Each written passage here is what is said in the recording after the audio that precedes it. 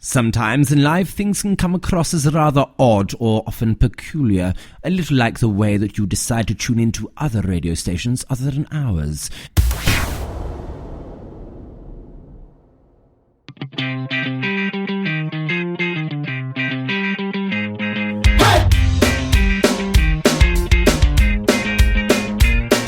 Wishful thinking, been dreaming, it's my time to shine. Wanting, waiting, been hoping for a girl like you to know. I wanna get the girls I couldn't get before. I wanna be in a band, make that music. I wanna be in a band, get those grooves. I wanna be in a band, smoke those dudes. I wanna be in a band.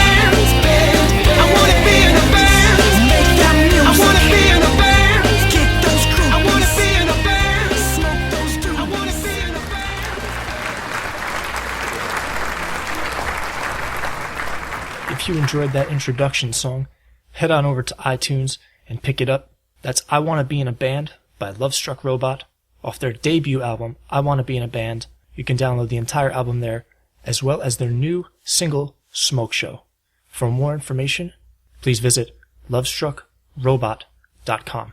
Whether you're listening on Spreaker, iTunes, or Stitcher, your input and feedback and rating the show would be greatly appreciated. If you have any other things you want to discuss, comments, questions, concerns, please email me at ahayes@memyselfandradio.com. Thanks a lot. Hey, how's it going?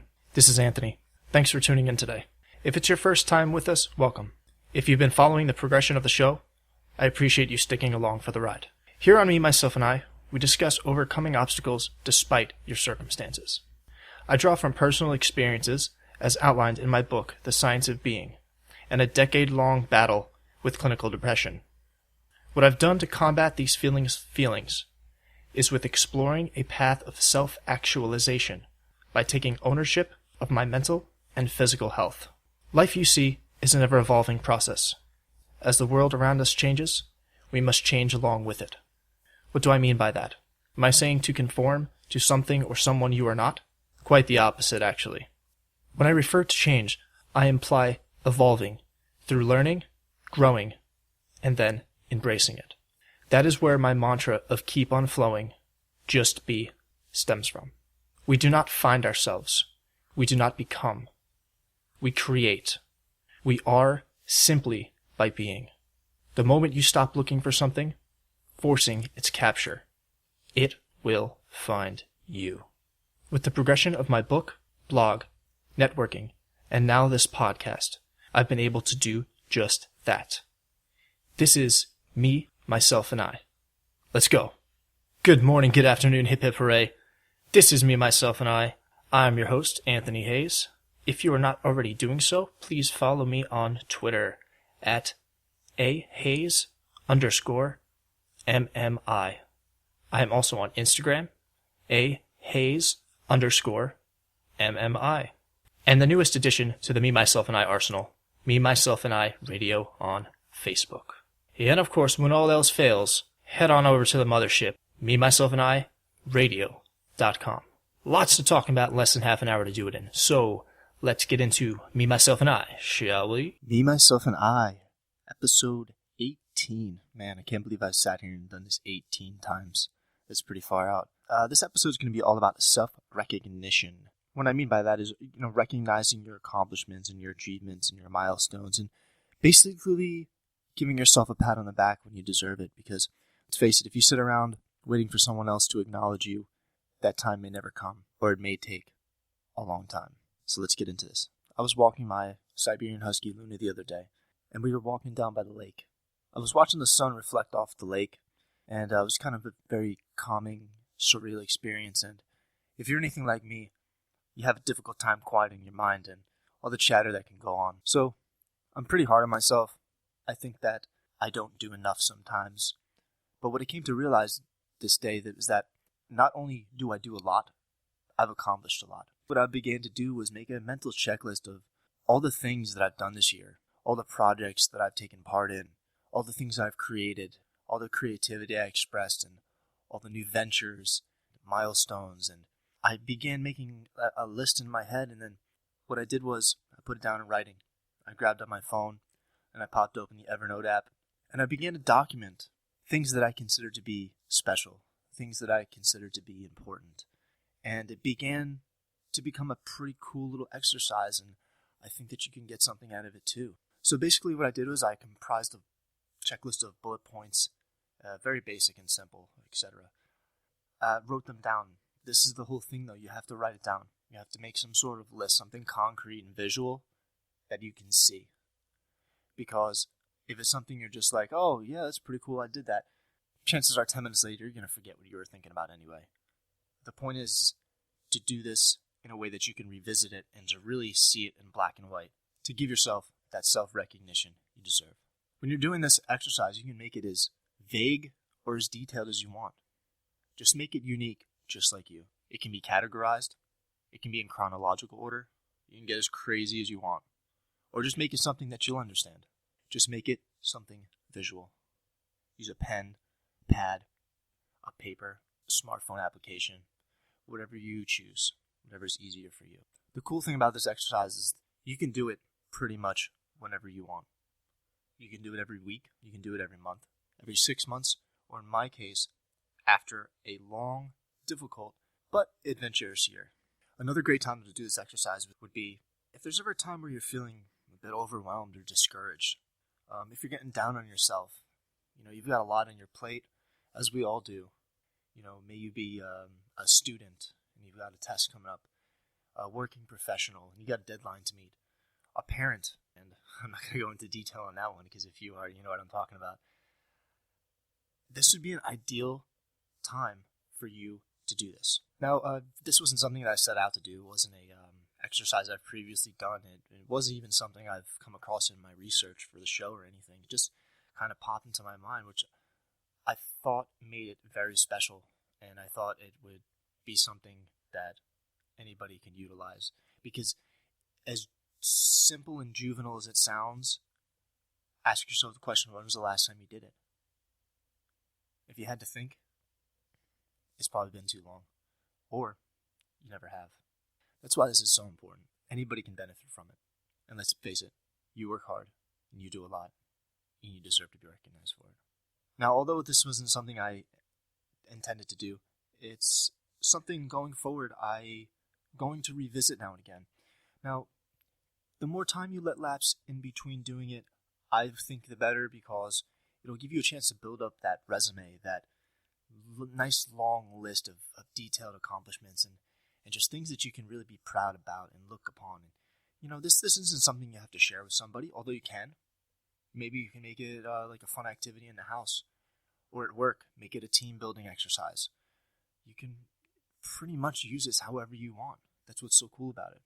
So I'm going to go into a quick list of the things that and life events that I found of significance that happened this year. At first, it didn't really seem like a lot, but then when I broke it down into its many components, the list suddenly got more robust and got more detailed and got more in depth. If I was you, I would start with something very, very basic, and then within each of those categories or each of those points, put a couple of sub-points, maybe 3 to 5 things within that topic. And when I go into detail here, you'll realize kind of what I mean by that. Although my list is not in order of significance, this first one is definitely the biggest and most important thing or event that took place in my life this year. And this year I began fatherhood. And me, my lovely girlfriend, and my daughter Violet have started an amazing adventure together. And it gets more interesting, and there are more challenges every single day. And it's teaching us so much about ourselves. And we're so grateful to have her and have her be healthy and just wonderful and beautiful. And she brings so many smiles and so much joy into our lives every single day as we get to watch her grow. So much so that I actually have a blog dedicated solely to Violet. And it's called Raising Violet, the Daddy Diaries. All of which you can find at the website at memyselfandiradio.com. And you can click on the Daddy Diaries tab there to read up on that blog. It's pretty cool. And I think it's a pretty good resource. It's getting It's evolving. It's getting there. Trying to provide resources and things. I'm gonna beef it up as I go along. I'm gonna go back and add some more bullet points and links and things. But the skeleton of it, I think, is there. There's some really great entries, diary entries, if you will. And it's really cool. It's becoming. I'm getting a lot of great feedback on it. My friends and family love it. I'm getting a lot of shares on social media, and it's really evolving into something cool. And that was my greatest achievement by far this year, was becoming a father, and something I think I always wanted to do, and I got the opportunity, and I'm doing my best every single day to uphold my end of the bargain on being a good father raising Violet. So.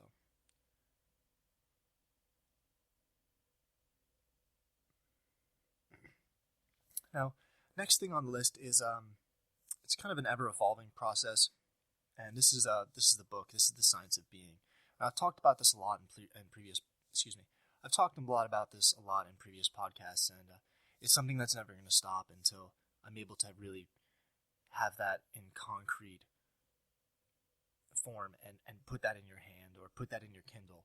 And that's The Science of Being, and I've been writing science unknowingly for about the past 10 years. So the word counts up to about 20,000. Now, it's not something that I sit there and do every single day. It is something that I've sat there and done several days on end, and then put it down for a little bit, picked it back up. It's something that's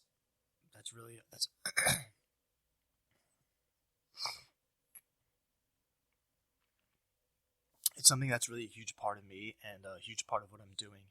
And I think once you're able to sink your teeth into it and see what I'm talking about, you'll kind of get the idea of what all I'm trying to do and all I'm trying to accomplish. And it all is based around the science of being. Everything I talk about, everything, the podcast, the blogs, all my jibber-jabber nonsense, it'll all come together because it's all science. And in that,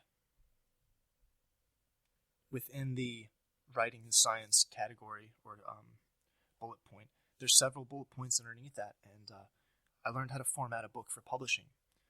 This is not something I learned in school. It is not something that was taught to me. I did my research. I sought out resources.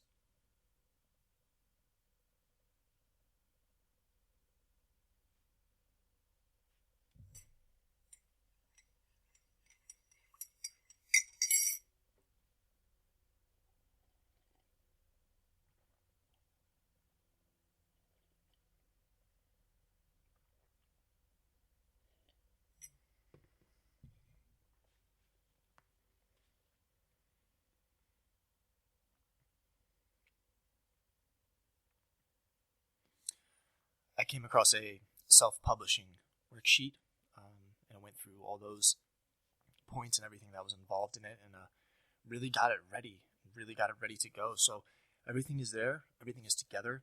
I'm just kind of beefing it up, and places need to be beefed up, and really making it something special. And I think that everybody can appreciate, just putting your soul out there. It's been a cool, difficult but cool adventure, and I've learned a lot. Both about myself and about writing in general. Next up on the list is learning about podcasting. I came across podcasting by accident. I was actually listening to a podcast. I like talk shows and inspiring things, and I was kind of just browsing around, and I was listening to a show that I enjoy listening to. And the platform that they use just happens to be Spreaker, which is what I'm using as my platform for my podcast. When I realized that with the flip of a switch and the click of a button, I could broadcast what started just from my mobile device, I was flabbergasted, and I said, I have to do this. If not for the simple fact that I just want to do it. It actually evolved into something. I did not know what podcasting was. I listened to them, but I didn't know it was something that anybody could do.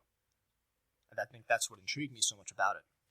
So in that, starting up the show, I didn't really have much of a direction. I like so many things, and I'm passionate about so many things, but how was I going to relate my passions to others? To turn it into something that they could benefit from, like a resource or something somebody can learn. just maybe get some inspiration in their